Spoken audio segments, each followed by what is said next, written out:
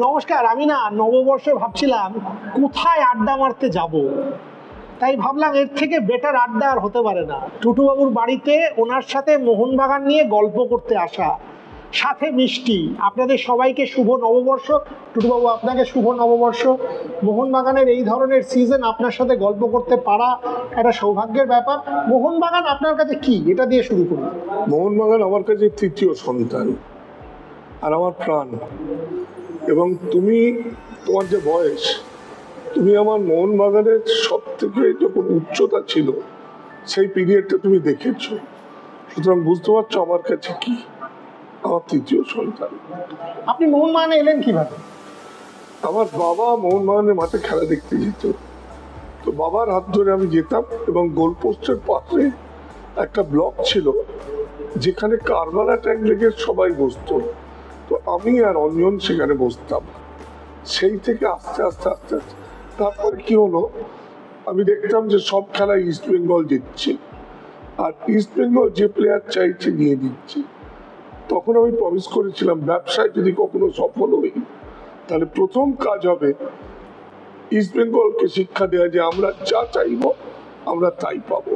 আমাগো কৃষাণু, আমাগো বিকাশ, আগামো মনা। তারপর সব থেকে বড় জিনিস যেটা মোহনবাগানে বিদেশি একটা ঐতিহ্য, বলতো কি ঐতিহ্য জানি না, যে আমরা বিদেশি খেলাবো না, যার ফলে প্রত্যেক খেলায় আমরা হেরে যেতাম। তো আমি দেখলাম যে ক্লাবের সমর্থকরা জিততে চায়, ঐতিহ্য নিশ্চয়ই ভালো, কিন্তু ঐতিহ্যের জন্য পরাজয় সব খেলায় এটা সহ্য করা যায়। সেই জন্য আমি প্রথম ঝগড়া করে কোনো সাপোর্ট ছাড়াই চিমাকে তুলে নিলাম। চিমাকে তোলার একটা গল্প আছে। আমি যখন প্রথম বছর চিমাকে তুলতে গেলাম, চিমার বাড়িতে গিয়ে ক্যাথি রান্না করছে, সেখানে আমি বসে থাকতাম। ক্যাথি বলতো আপনি এসছেন, আচ্ছা আমার বাচ্চা দুটোকে ধরেন। কোলে বাচ্চা দুটোকে দিতাম, অনেকক্ষণ বাচ্চা নিলে যারা করে তারা শুশু করে দিত। ফিরে এসে আমি বউকে বলতো এক্ষুনি পাজামা ছাড়াও, কি হয়েছে জানো, তোমার ছেলে শুশু করছে। বলে ও, তোমার ছেলে যখন শুশু করতো তুমি কিছুতেই শুশু করতে দেবে না, চিমার ছেলে যখন শুশু করছে তোমার কাছে লিকুইড গোল্ড, আমাকে চিমাকে তুলতে হবে, ক্যাথি হাতে না এলে চিমা উঠবে না। দুর্ধর্ষ গল্প, অ্যাবসলিউটলি আনবিলিভেবল। আপনি কয়েকদিন আগে একটা চিঠি লিখেছেন, ওই বিদেশির থেকে যদি এখনকার বিদেশি রেসে চলে আসি, জেমি ম্যাকলারেনের গোলে মোহনবাগান জিতলো, আইএসএল ট্রফি জিতলো, তারপরে আমি দেখলাম আপনি একটা চিঠি লিখেছেন সঞ্জীব গোয়েঙ্কাকে, তাকে ধন্যবাদ জানিয়ে পুরো সিজনটাকে। প্রথম প্রশ্ন, এই সিজনটা একটা অনবদ্য season, ISL trophy, ISL league shield, এর পেছনে আমার ব্যবসায় যেমন দূরদর্শিতা, তেমনি একটা মস্ত বড় সাকসেস আর দূরদর্শিতা হচ্ছে সঞ্জীব গোয়েঙ্কাকে চুজ করা। সেই সময় ইস্ট বেঙ্গল স্পন্সর পেয়ে গেছে, আমরা কোনো স্পন্সর পাইনি, ছটফট করছে একে তাকে। আমি বললাম দেখো, সঞ্জীব গোয়েঙ্কা কলকাতার ছেলে, আর আরপিজি আমার খুব বন্ধু ছিল, আরপিজি মোহনবাগানের মেম্বার ছিল, সঞ্জীবকেও মোহনবাগানের মেম্বার করে, সুতরাং ওদের একটা কলকাতার লোক বলে। আরপিজি তো ধুতি পাঞ্জাবি পরতো, বাঙালির ওপরে একটা দুর্বলতা ছিল। এর ফলে আমি বলবো যে সঞ্জীবের একটা অ্যাফেকশনের মোহনবাগান ইনবিল্ড ছিল, যেটা আমি বুঝতে পেরেছিলাম, যার ফলে সমস্ত বাধা অতিক্রম করে সঞ্জীব গোয়েঙ্কার গ্রুপের সঙ্গে মোহনবাগানের আমি বিয়েটা দিয়ে দিয়েছিলাম। এই বিয়ে দেওয়ার ফল হচ্ছে, দেখতে পাচ্ছ বাচ্চাগুলো কিরকম হয়েছে। আমার ওনার সাথে খুব ভালো বন্ধুত্ব সঞ্জীবের সাথে, এবং আমিও দেখি মানে ওনার কিন্তু এই ফুটবলে মোহনবাগানকে একটা অন্য উচ্চতায় নিয়ে যাবার একটা খিদে আছে, যেটা আমাকে আকৃষ্ট করে, যে শুধু ইন্ডিয়াতে জিতবো না, এশিয়ান লেভেলে গিয়েও ভালো খেলতে হবে, এএফসিতে ভালো খেলতে হবে। ওনার মধ্যে আমি এই খিদেটা দেখতে পাই। আমি হয়তো তখন খিদেটা দেখতে পাইনি, কিন্তু আমি মোহনবাগানের প্রতি যে ওনার খিদে হবে, মোহনবাগান ক্লাবের প্রতি, ন্যাশনাল ক্লাব অফ ইন্ডিয়া এবং কলকাতার এত বড় জনপ্রিয় ক্লাব, সেটা আমি বুঝতে পেরেছিলাম। আপনি কোনো অপোজিশন পেয়েছিলেন? ওরে বাবা,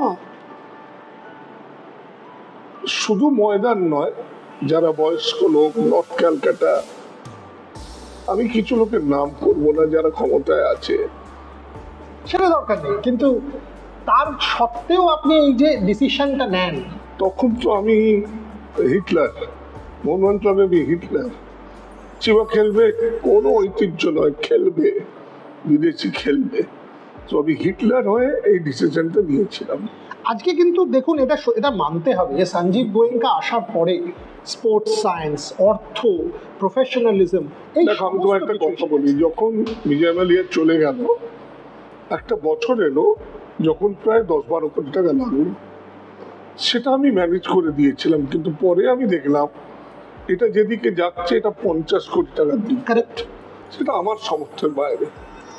আমার সামর্থ্যের বাইরে হলে আমি নিজের জন্য যদি নিজের সাথে ধরে রাখি, তাহলে আমি কি ক্লাবকে তৃতীয় সন্তান বলছি? আমি মিথ্যে কথা বলছি পয়লা বৈশাখে? ক্লাবের যেটা ভালো হবে সেইটাই আমার দরকার। সেটা করতে গেলে এমন একজন স্পন্সর দরকার যার কলকাতার সঙ্গে একটা বাঁধন আছে এবং ভবিষ্যতে মোহনবাগান ক্লাবকে সঙ্গে একদম জুড়ে যাবে, সেটা একবারে অঙ্ক মিলে গেল। সত্যিই মিলে গেছে। এবং আমি এখন দেখুন আর কোনো সেরকম কোনো কন্টেস্টই নেই যে মোহনবাগান ভারতের 1 নম্বর ফুটবল ক্লাব, এইটা ডিবেটটা সেটেল হয়ে গেছে। আপনি যখন এবছরটা দেখেন, অ্যাজ প্রেসিডেন্ট জিজ্ঞেস করছি, আপনি যখন ঘুরে দেখেন আইএসএল, লিগ শিল্ড, ট্রফি, আপনি এই সিজনটাকে কিভাবে দেখছেন? তুমি একটা ছোট্ট জিনিস দেখো না, মেলিনা বলে আমাদের যে কোচ আছে, মলিনাস, মলিনা বা মেলিনা, সে নাচে না, সে লাফায় না, তাকে দেখে পাগল মনে হয় না, মনে হয় শান্তশিষ্ট একটি ছেলে। সেই শান্তশিষ্ট লোকের ভেতরে তুমি এই লাস্ট খেলার চেঞ্জটা দেখো, ফ্যান্টাস্টিক। সাহাল এবং আশিক পুরুনিয়া, এই দুটো চেঞ্জ খেলাটাকে ঘুরিয়ে দিল। অথচ কাকে তুললো? কামিন্সকে তুললো, যে অপূর্ব পেনাল্টি গোলটা দিল। সাধারণত একদিকে মারে গোলকিপার, একদিকে পড়ে, কিন্তু ওই গোলকিপারও তো ভারতের গোলকিপার, ও ঝাঁপালো কিন্তু যেদিকে মারলো, কিন্তু বলটা এত জোর ছিল যে ওর পক্ষে সেটা হাতটা ঠেকানোই সম্ভব হয়নি। কিন্তু এই মলিনা যে রাখার পেছনে সঞ্জীব গোয়েঙ্কার হাত, সাধারণত কি হয়, একটা খেলা ভুল খেললেই করছেন, এটা ময়দানের একটা নিয়ম নীতি। সঞ্জীব গোয়েঙ্কা কিন্তু ব্যবসাতে যেরকম এক্সিকিউটিভদের, বড় অফিসারদের ধরে রেখে আজকে যে কোম্পানিগুলো উনি করেছেন সবগুলো সাফল্যতে জোড়া, এর পেছনে যেমন ওইটিও আছে, সেই জিনিসটা উনি অ্যাপ্লাই করেছেন মোহনবাগানে। কোচকে চেঞ্জ নয়, কোচ শুড রিমেইন। এবং আমি খবর পেলাম এবছরেও মলিনাকে রাখা হয়। আমি মলিনার একটা লম্বা ইন্টারভিউ করেছিলাম কিছুদিন আগে, কয়েক সপ্তাহ আগে। তাতে উনিও বলেছিলেন যে আমি ম্যানেজমেন্টের থেকে যে সাপোর্ট পাই, আমিও এবার এশিয়ান লেভেলে মোহনবাগানকে নিয়ে গিয়ে খেলতে চাই। আমি তার চোখেও এটা দেখেছিলাম যে না, দিস ইজ নট ইট, শুধু আইএসএল জিতবো না, এর ওপরেও যাব। এটা সব প্লেয়াররাও আমাকে বলছে যে ম্যানেজমেন্টের সাপোর্ট ইজ গ্রেট। তুমি একটা ছোট্ট দেখো না, যে নতুন একটা cricket team Lucknow super giant ভালো খেলছে, because of the management support কোন জায়গায় চলে গেছে। তো এটা একটা ম্যানেজমেন্ট সাপোর্ট যেমন ব্যবসাতে একটা প্রধান অঙ্গ, তেমনি আজকের দিনে খেলাতেও টিম সবকিছুর পেছনে ম্যানেজমেন্ট। একটু অন্যদিকে যাই টুটুবাবু, আপনার মোহনবাগানের গল্প বলুন কয়েকটা, এরকম গল্প যেগুলো আপনি শেয়ার করেননি, যেগুলো আমার ভিউয়াররা জানতে চাইবে। আপনি কিভাবে দল বদলটা করতেন, আপনি কিভাবে, ওই রকম কয়েকটা গল্প। আচ্ছা, চিমাটা যেমন বললাম না, তেমনি আর একটা দল বদলের ইতিহাসে খুব নাম করেছে, সেটা হচ্ছে কৃষাণু বিকাশ। কৃষাণুর সঙ্গে আমি কথাবার্তা চালু করলাম, কৃষাণু বললে আপনি আমার সঙ্গে বেশি কথা বলবেন না, বিকাশের থ্রু দিয়ে বলবেন। So everything was organised. আমার বাড়িতে বিকাশ ভাঙার পরে থাকতাম, চলে এলো রাত্রির বেলা, চলে এলো সন্ধ্যেবেলা, চলে এলো কৃষাণু। পরের বছর কি করা হলো, বিকাশকে দিয়ে আগে থেকে ওকে বলা হলো যে আমরা ওইভাবে তুলবো না, ও যেন ওর বাড়ির পেছনে একটা মাঠ আছে, সেই মাঠে ও যেন রাত্রিবেলা চলে যায়। তখন মারা গেছে, আমার খুব ক্লোজ ছিল বিরু চ্যাটার্জি, মোহনবাগানের বিরু চ্যাটার্জির ড্রাইভার অমন, রাত্রি 2টোর সময় গাড়ি দিয়ে। আর আমার এক বন্ধু, তার সঙ্গে আমি ছোটবেলায় শিকার করতাম, তার লাইসেন্স রিভলভার নিয়ে আমি তাকে বললাম আপনিও সঙ্গে যান, কেন যদি কিছু গন্ডগোল হয় অ্যাটলিস্ট ব্ল্যাঙ্ক ফায়ার করতে পারবেন। এরা দুজন গাড়ি নিয়ে গেল সেই মাঠে। সেখানে কৃষাণু ওয়েট করছিল, বিকাশ গাড়িতে ছিল। তাকে তুলে নিয়ে আমার লি রুটে, এখন যেখানে ফোরাম হয়েছে তখন আমার অফিস ছিল, সেখানে এসে তোলা হলো। এবং ভোর 4টের সময় আমি আমার একজন বিশ্বাস্য লোক দিয়ে তাকে পাঠিয়ে দিলাম বাড়িপদার কাছে একটা হোটেলে, তাকে তোলা হলো। সকাল 9টার সময় সলিল বলে সেই ছেলেটি মারা গেছে, আমায় ফোন করছে যে টুটুলা সর্বনাশ হয়ে গেছে, কি হয়েছে? বলে ম্যানেজার তো আমাদের লোক, কিন্তু অ্যাসিস্ট্যান্ট ম্যানেজার ইস্ট বেঙ্গলের লোক, সে অলরেডি পল্টুদাকে ফোন করে দিয়েছে যে এখানে লুকিয়ে আছে কৃষাণু বিকাশ, আপনি বাঁচান। আমি তো একটা কাজ কর, ওই গাড়ি ড্রাইভার নিয়ে সিধে পারাদ্বীপ চলে যা। পারাদ্বীপ আমার ব্রাঞ্চে গেলে সেখানে যদি ইস্টবেঙ্গল কেউ যায় বদমাইশি করতে, সিধে হাঙরের মুখে জলে ফেলে দেবে, আর কোনো থাকবে না। দিয়ে 3 দিন সেখানে লুকিয়ে রইল। তারপরে যেদিন দল বদল, সেদিনকে স্ট্রেট ওকে নিয়ে পুলিশ সাপোর্ট ছিল প্রচুর, একদম এনে আইএফএতে সই করা হলো। This is the story of Krishanu Bikash. আজকালকের দিনে তো টাকা দিয়ে দল বদল হয়, এসব জিনিস তো কোনোদিন হয়নি। এবার আরেকটা বলি, মনা, আমাগো মনা, মনোরঞ্জন ভট্টাচার্য, তাকে তুলে নিয়ে এসে আমার হাঙ্গারপুরে নিজের বাড়িতে, আর আমার বারান্দা একটা দোলনা ছিল, সেখানে আমার স্ত্রী দুলছে। আমরা কিছু মনে করো না, মনা ওখানে বসে দুল, হ্যাঁ হ্যাঁ, তো মনা বসে দুলছে, ফটোগ্রাফার এসছে, সব ছবি টবি তোলা হচ্ছে, যে দোলনার ছবি, খুব হিরোইক ব্যাপার। দিয়ে ওকে আমার একটা বাগান বাড়ি ছিল মধ্যমগ্রামে, সেখানে শিফট করে দিলাম। তারপরে মনা আমায় ফোন করছে পরে রোববারে, ও টুটুদা আপনি এ কি করেছিলেন? কেন?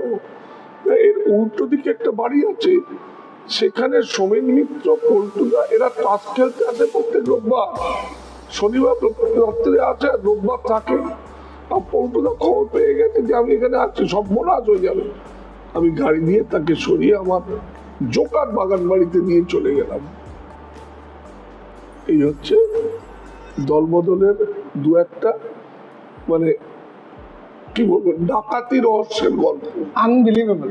বাট টুটুবাবু একটা কথা বলুন, আমি এটা বারবার বলি যে আমি যখন খেলা দেখি, অ্যাজ এ হিস্টোরিয়ান জিজ্ঞেস করছি, একটা স্ট্রং মোহনবাগান, একটা স্ট্রং ইস্ট বেঙ্গলেরও দরকার।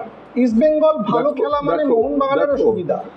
তেলে ভাজার সঙ্গে মুড়ি না থাকলে কোনো দাম আছে? বেগুনি বা চপ খাবে, আর মুড়ি নেই, তুমি একটা খাবে চার সঙ্গে, 6-8টা বেগুনি খেতে পারবে মুড়ি ছাড়া। তেমনি মুড়ি তেলে ভাজা যেরকম মোহনবাগান, আমি একবারও চাই না যে ইস্টবেঙ্গল দুর্বল হয়ে যাক। ইস্টবেঙ্গল দুর্বল হলে কি হবে? আজ মোহনবাগান মাঝে যে এক সল্টলেক স্টেডিয়ামে 1,80,000 70,000 যে পাবলিক, এটা যদি দুটো গ্রুপ মোহনবাগান ইস্টবেঙ্গল দুজনে মিলে থাকে, তাহলে এদিকে বল গেলে যে চেঁচানি, ওদিকে বল গেলে যে চেঁচানি, তার একটা উত্তেজনা, এবং এটা বেঙ্গলের ফুটবলের জন্য, ইন্ডিয়ান ফুটবলের জন্য ইম্পর্টেন্ট। এবং একটা ছোট্ট ইতিহাস বলে দিতে হয়, আমাকে তদানীন্তন যারা মোহনবাগান সাপোর্টার খুব গালাগাল দিয়েছিল, আপনি চিমাকে ইস্ট বেঙ্গলকে দিয়ে দিয়েছিলেন। হ্যাঁ দিয়েছি। তখন মোহনবাগান হেরে গেছে একটা অল ইন্ডিয়া খেলায়, ইস্ট বেঙ্গল জিতে আছে। আমাকে ইস্ট বেঙ্গল পল্টু বললে, টুটু একটা কাজ করবে তুমি, আমাকে তুমি চিমাকে দাও। কেন বলছো? বলে চিমাকে দিলে আমরা জিতে যাবো ট্রফিটা। তো আমি মনে মনে ভাবলাম যে বাংলার ফুটবলে যদি ট্রফিটা ফিরে আসে গোয়া থেকে, সেখানে চিমাকে দেওয়াটা আমার কোনো ব্যাপার না। এই দেয়া নিয়ে অনেক ক্রিটিসিজম হচ্ছিল যে আমি কি করে তুলে দিলাম, আমি কি পয়সা খেয়ে তুলে দিলাম? পয়সা তো তারা জানে যে কোনো ব্যাপার না, তুলে দিয়েছিলাম বিকজ বাংলা ফুটবলে সবসময় এগিয়ে থাকবো, এটা আমার উদ্দেশ্য ছিল, এবং চিমাকে পর্যন্ত তুলে দিয়েছি। আনবিলিভেবল। শেষ প্রশ্ন টুরুবাবু, এখন অনেকেই আপনার শরীরের কথা জিজ্ঞেস করছিলেন, ফাইনালি সেটাও এই যে গল্পটার মধ্যে দিয়ে আমরা সেটাও উত্তর দিয়ে দিলাম। 78 বছর জন্মদিনে প্রায় 800 লোক নেমন্তন্ন হয়েছিল, এবং ওই দিন আমি সন্ধ্যে 7টা থেকে রাত্রি 12টা অবধি নিচে বসে সবার সঙ্গে দেখা করা, তারা খেয়েছি কিনা এ করা। আমার নার্ভের জন্য 2 বছর ধরে আমি হুইল চেয়ারে আছি। তখন আমি একটা জিনিস বুঝিনি যে আমি এই যে 7টা থেকে 12টা অবধি এতটা শরীরের উপর অত্যাচার করেছি, এটা আমার নার্ভ ড্যামেজ করছে, এবং অ্যাকচুয়ালি আমার নার্ভ ড্যামেজ করে হাতটা উইক করে দিয়েছে, যার ফলে হুইল চেয়ার ধরাটা অসুবিধা হয়ে যাচ্ছে। আমার মুখ দেখে আমার মন দেখে কি মনে হচ্ছে, সেই বাঘ আছে কিনা, টাইগার ইজ স্টিল অ্যালাইভ। আর মোহনবাগানের সালমান ব্যাপারে খানের সিনেমা টাইগার জিন্দা হ্যায়। টাইগার, ওইটাই বলতে যাচ্ছিলাম, টাইগার জিন্দা হ্যায়। ব্যাপারটা হচ্ছে কি, যে তুমি যাকে মন প্রাণ দিয়ে ভালোবাসো, সেখানে শরীরটা কোনো ব্যাপার না, মনটাই আসল। একটাই লাস্ট স্টেটমেন্ট মোহনবাগান ফ্যানদের উদ্দেশ্যে কিছু বলুন, নববর্ষের দিন। একটাই বলার আছে, এই লাস্ট খেলায় আমি একটা মজা দেখলাম, প্রচুর মেয়েদের মাঠে দেখলাম। এটা কিন্তু একটা মস্ত বড় জিনিস।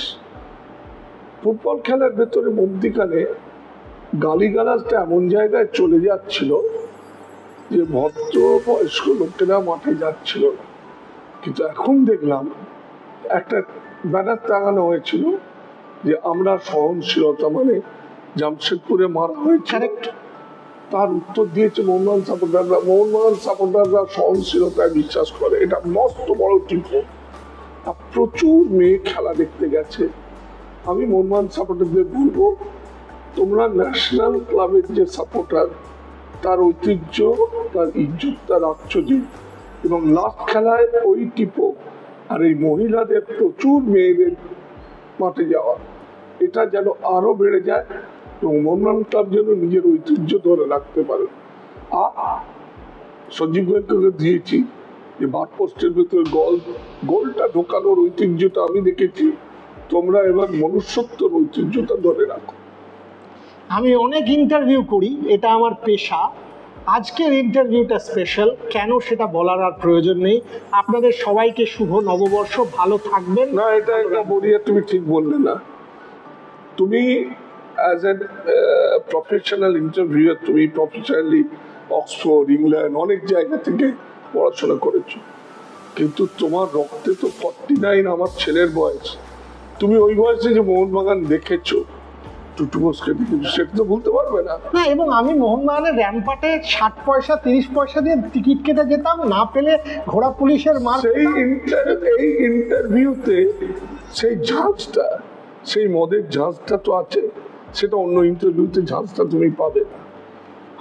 আমার দেখুন, আমরা যারা মোহনবাগান বা ইস্ট বেঙ্গল যাই আপনারা বলেন না কেন, এই যে উনি ঝাঁজের কথা বললেন, এটাই ভারতীয় ফুটবলকে বাঁচিয়ে। তোমার যে ছেলেটা কষ্ট করে, ইনফ্যাক্ট আমি ওটাই বলতে যাচ্ছিলাম যে একটা হাতে অনেকক্ষণ ধরে একটা আলো ধরে আছে, বাধ্য হয়ে আমাকে একটু চশমা পরতে হয়েছে, হয়তো একটু কষ্ট দুঃখ হয়েছে, কিন্তু ছেলেটার কি অসীম, এবং ডেফিনেটলি মন 100%। কেন এমন হাসছে আমি দেখতে পাচ্ছি, যেটা দাঁড়িয়ে আছে সেটা একদম ইসবেঙ্গল সাপোর্টার, দুজনেই মোহনবাগান, এরা দুজনেই মোহনবাগান, দুজনেই মোহনবাগান। কিন্তু এটা এমন হাসছে, আর ওইভাবে হাত ধরে আছে, তুমি ভাবতে পারছো 15 মিনিট ধরে হাত ধরে আছে, এটা মোহনবাগান না হলে হয় না।